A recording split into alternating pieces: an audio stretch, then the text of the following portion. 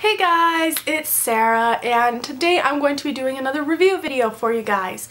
The book that I'm going to be reviewing today is going to be Warbreaker by Brandon Sanderson. This is a current standalone fantasy novel and it is really great. I've really enjoyed it and I cannot wait to talk about it with you guys.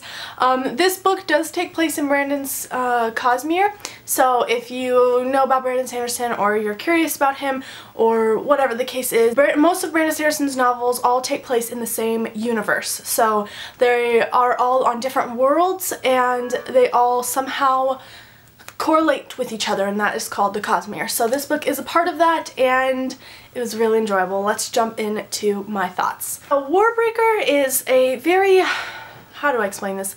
It's a very thick plot. I will say that, but not too complicated and not a lot goes on. So this book follows four main characters. We have two princesses from the same land. They're sisters. We have the God King, who is from a different land, and we have Lightsong, who is also from the God King's land.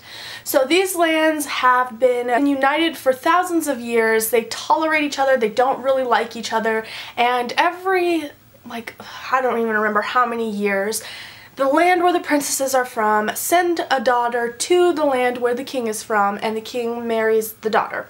And so that's kind of what the premise is around this book. The magic system is really cool. It's all about breath. So you can obtain other people's breath, or you can obtain breath in general. It'd be other people's breath, but anyway. And how many ever breaths you have, it adds up and it allows you to have some sort of magical power. So let's see, usually one person has one breath, but they can get more than one breath. So they have different heightening numbers, so you have different levels that you can go to, and then you have the breaths that match with that level, and then you have what that breath does. That's kind of what is going on in the back of the book, what I'm reading right now. So just for a really quick example, if you're on the first heightening, you have 50 breaths. So most people only have one breath, especially if you are from the land where the princesses are from, because the magic system is non-existent there, but most people only have one breath. So if you obtain 50 breaths, you are at the first heightening, so you are on your way to gathering more and more breaths. And the magical element to that is aura recognition. Recognition. How do you say that word? Recognition. Okay. Is aura recognition, and so that means that you can obviously see other people's auras. So that's kind of just a little bit of an example of how this magic system works and what the characters are. There's a lot more going on in the story than what I'm kind of explaining. I'm just very lightly touching on it, but overall that's just the general idea of what's going on, and that way you have a little bit of an idea going into it.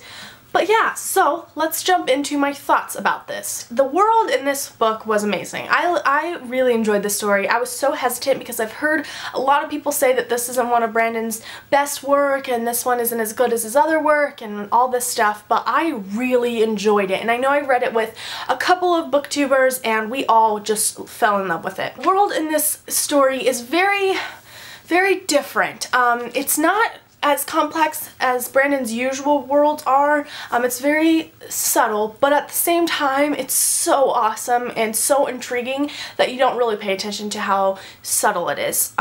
It's really, really good. I don't know, I really like the world in this story. The characters in this story all go through tremendous development. They all go through so many different things, and they develop from being, especially the princesses, being a little more closed-minded into being a lot more open. And let's just say, I gotta stop for a second and talk about Brandon Sanderson and his way with writing religion in stories. So Brandon Sanderson's books all focus on religion. They all have very strong religions inside, and all of the characters believe in a religion. They might not believe in the same religions, and they might not believe in the same gods or that type of thing, but they all have something they believe in, and I think it is so amazing the way Brandon can hit on modern topics in religion and how he can just write it in a way where you don't even question it. You kind of just learn from the characters and what they're going through, and it's just so amazing, and it's something that I love about Brandon Sanderson, and this book totally did not disappoint.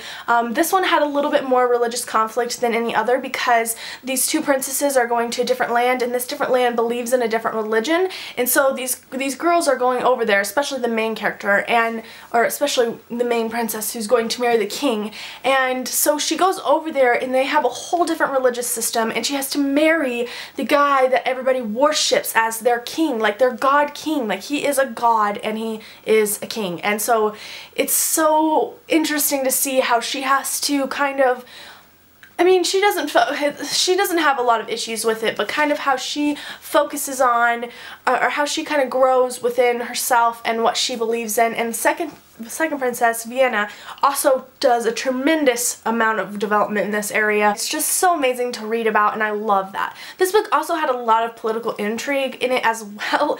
The gods, it kind of reminds you of I don't know, like a Greek Roman god type of setup where there's a bunch of different gods for a bunch of different things, and they all have a certain reason why they're considered a god, and I'm not going to go into that because we'll be here for ages if I talk about that kind of stuff. But all of the gods are ruling this kingdom, and they have a say in this kingdom, and so it's all about this political intrigue about what's going on and who is actually running it, and it is so good. The political intrigue in this book is really amazing. Okay, so I talked about the world, I talked about the characters, I talked about religion, political intrigue, I talk about the magic system. Let's talk about the magic system.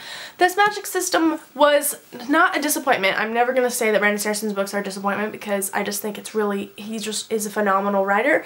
But this magic system did, until about 3/4 of the way in, I was a little bit worried that we weren't seeing enough from the magic system, that we learned about it and we got to know about what was going on and we got to know how it worked, but we didn't see it in action a lot. And by the end of the story, things do happen where we get to see it more, but I will say that I was a little bit hesitant when it comes to that. I don't know, I just think that it's really awesome.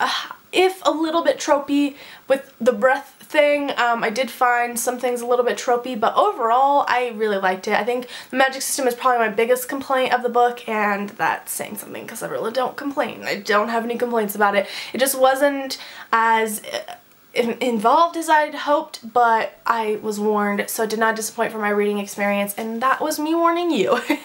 But yeah, overall, I really enjoyed this story. I gave it a 5 out of 5 stars. I highly recommend it. If you're new to Brandon Sanderson, I'd pick this bad boy up first.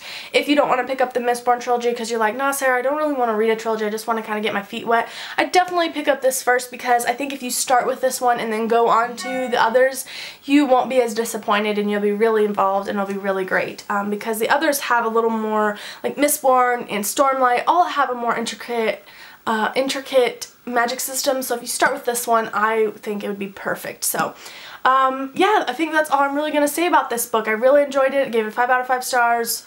Brandon Sanderson's my book god. He's not going to stop being my book god. Yes, that's a little bit of play on words because he does write a lot about religion. But yeah, I really enjoy his stories, and I highly recommend you check them out if you have not yet. And yeah, I think that's all I have, guys. That's all I have for this video. Let me know down below if you plan on picking up Warbreaker, if you've already read it, what your thoughts were on it. If you have read it and disliked it, tell me your thoughts on it.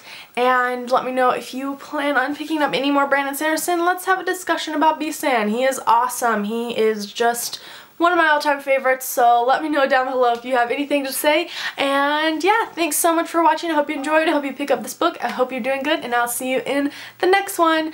Bye!